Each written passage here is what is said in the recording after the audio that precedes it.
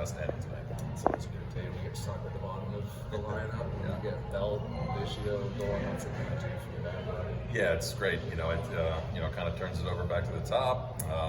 Big at bats there. Brandon especially there early. Cav as well. Nice for him to get a couple knocks. It goes a long way, but you get those guys going, and you can lengthen out this lineup pretty good. You got an update on Vladimir Guerrero Jr. and just the severity of what he's dealing with? Kind of the same as before the game. Just some soreness there, so we'll see how he is tomorrow. Would it be advantageous to use tomorrow with the off day Monday to just get 3 days? If it's that bad, yeah. If it's not, then probably not. So we trust him. See how he feels tomorrow and go from there. John LaBelle, so what are the things you look for when he's coming around, and have you seen those lately leading into a day? Yeah, I think just kind of the quality of the at-bat, swinging on the right pitches, bat speed is getting a little bit better, I think, is the big thing. But his at-bats, I think, early were consistent. They were competitive, and he wasn't getting a lot of hits. And I think he's starting to come around. And when you see him performing like this, obviously he was brought in for a reason to provide some balance. And what does he do to the rest of the lineup and to the approach? Yeah, I think if you have the balance for sure, and if you can have that consistent approach from him night in and night out, it kind of rubs off on everyone else a little bit. And again, he's been doing this for a long time, and he's kind of had that approach his whole career. So if he can really lock it in, that's going to be huge for us. What's the feeling to see so much run production in this game? It was a few games before you got this many runs, to get that finally under your belt, and then even to reset next week and get Alek back going, since he struggled a little bit this season after such a great year last year. What are you doing to try to get him going again as well? I think in terms of the run production, it's getting back to our consistent approach, I think, up and down, and working at bats, grinding at bats, and understanding those at bats are as important as the hits that come after. In terms of Alek, we have all the confidence in the world in him to kind of pick up where he left off last year. I know it's been a rough start for him. He's too good to kind of be where he's at, I think, and I think when you look up at the end of the year, he's going to be just fine. Is there anything you've noticed that he's doing differently this year? It's obviously early in the season and he's a great pitcher, but anything you notice that he's doing versus last if you year? Look at just command with his slider is the main thing, and once he starts landing that and his fastball, they play extremely well for him. John, what was the explanation you got on Belt's ejection? He didn't like the strikes. He was disagreeing with Carlos with the strike zone.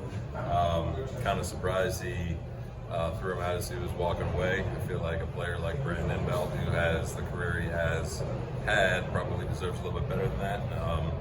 But it's part of the game.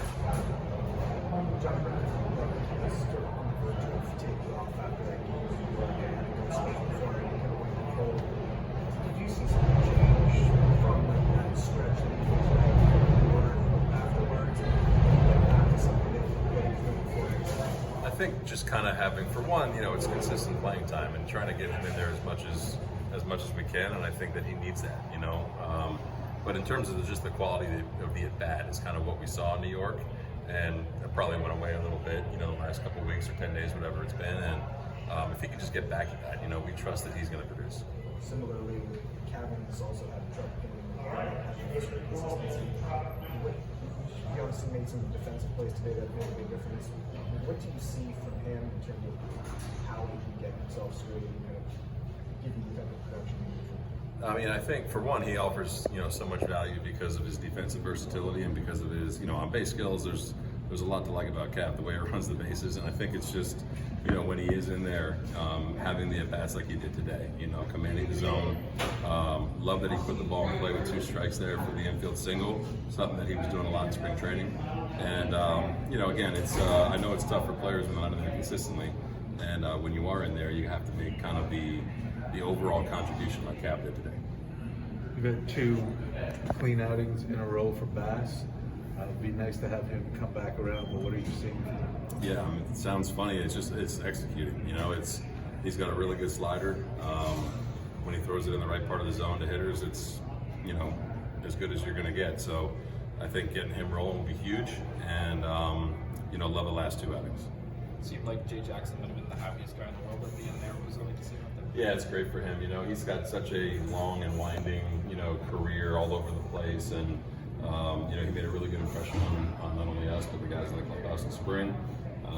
He's thrilled to be here. We're thrilled to have him, and glad he closes that tonight.